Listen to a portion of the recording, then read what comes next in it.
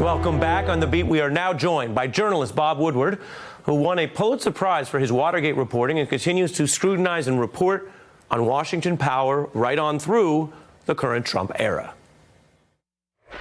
5 men were arrested early Saturday while trying to install eavesdropping equipment at the Democratic National Committee. The country tonight is in the midst of what may be the most serious constitutional crisis in its history. The president has set himself against his own Attorney General and the Department of Justice. Washington Post reporters Bob Woodward and Carl Bernstein pieced the Watergate story together bit by bit. Suppose we had not written those stories. We've thought about it and we've realized that it's futile because you can't answer it. These are the people who said that the truth is negotiable. Bob Woodward's explosive new book on the administration.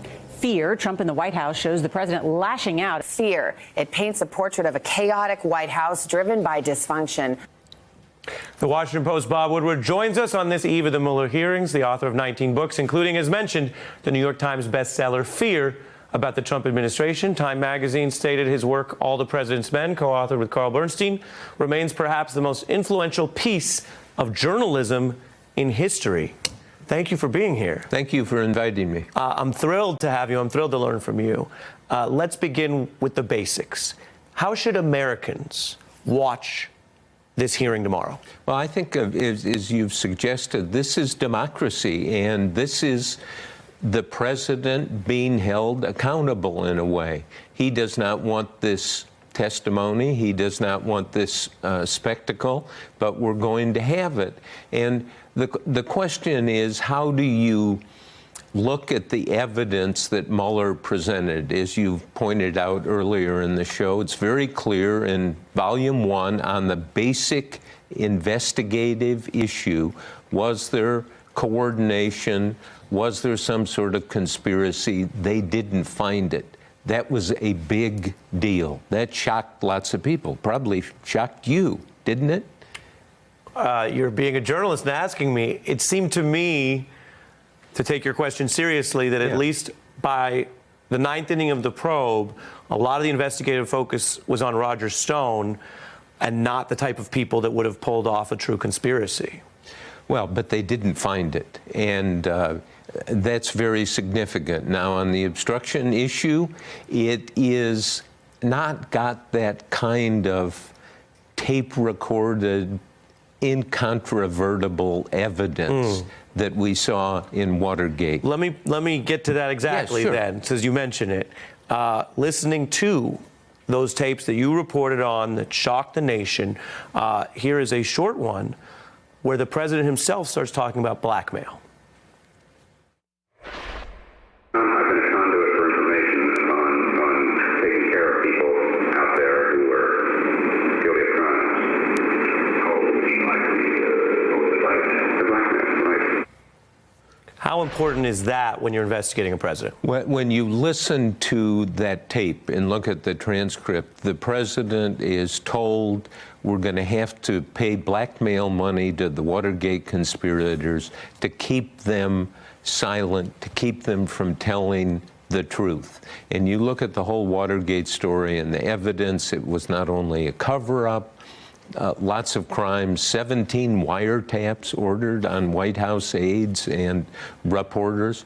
So in terms of magnitude, we don't see that in the Trump investigation so far. But there are lots of things in the obstruction investigation, these 10 items that are presented, that you think of a president doing these things, whether they're criminal or not, they really should be intolerable. That's not what a president should be doing, sending aides out, oh, stop the investigation, cut it back.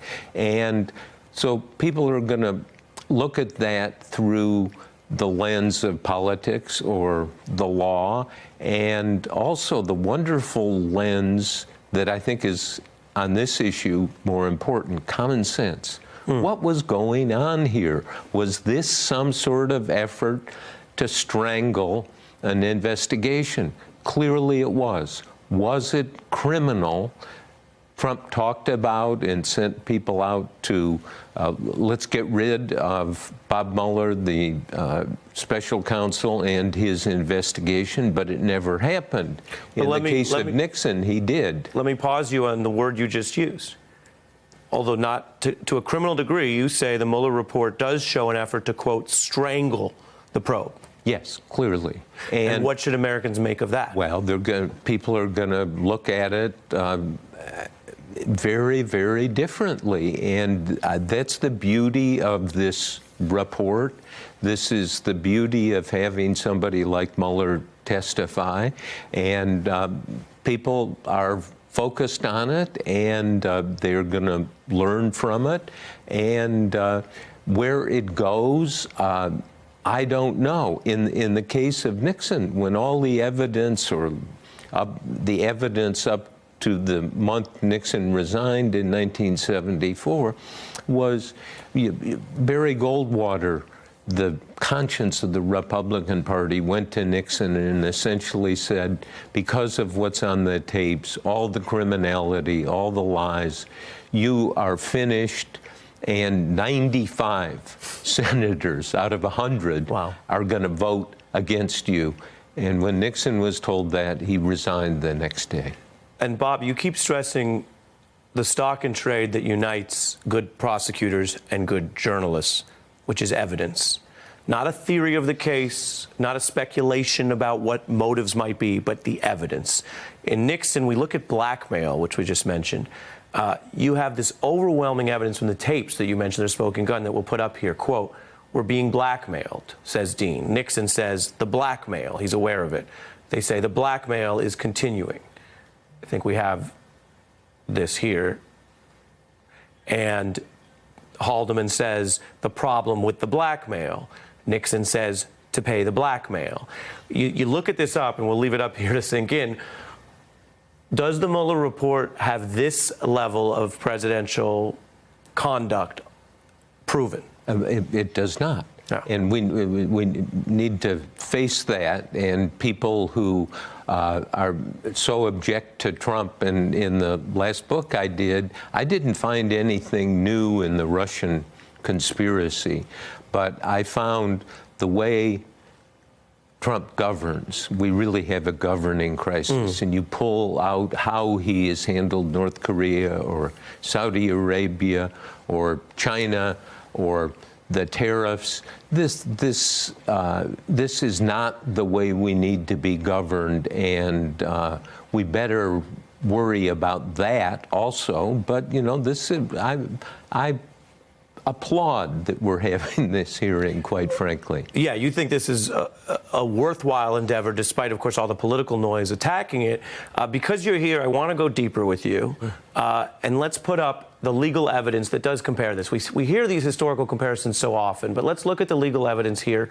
When you start, it starts out bad for Trump, as you'll see here, Bob. You look at the attempted firing. You have the alleged crimes, and you have the attempt, documented in the Mueller report, of trying to fire Mueller. That's the Trump version, and the Saturday Night Massacre famously with Nixon. But then when you go to the action, or what prosecutors would call the overt act of firing the prosecutor, let's look at the evidence. You have the massacre with Nixon. You don't have it with Trump. Partly, Don McGahn may have saved the presidency. And lastly, for your analysis, as discussed, this idea of what did Trump want to do, what did he secretly try to do, what was his intent. The Mueller report gestures at it. Plotting caught on tape, though, with Watergate, you have it. What is it? What, in your view, is that the key difference here at the end of the day, or not? Well, there's an unwritten rule in the Justice Department going back decades, and that is the more evidence, the higher quality evidence you have, you need more of that the higher you go. Everyone talks about, in these 1,000 prosecutors who've said rightly, an average citizen who had this kind of evidence against him or her would be indicted and charged.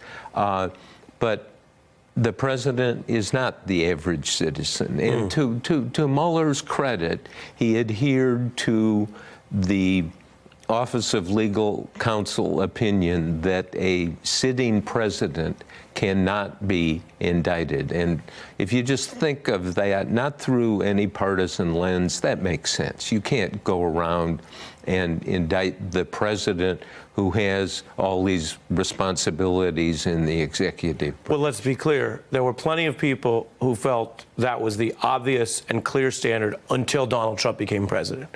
And even in the legal community, which is supposed to pride itself on consistency, we saw some shifting among some. But before we go, I want to turn to some of your reporting. You interviewed Bob Mueller. And he told you all the way back in 2002. Right, when he was FBI director. As director, yeah. He says, I don't feel that I get the substance or texture of an issue without going far down in the organization as it takes to find the person who understands and is dealing with it day to day. I could be accused of micromanaging, and I'm sure I am.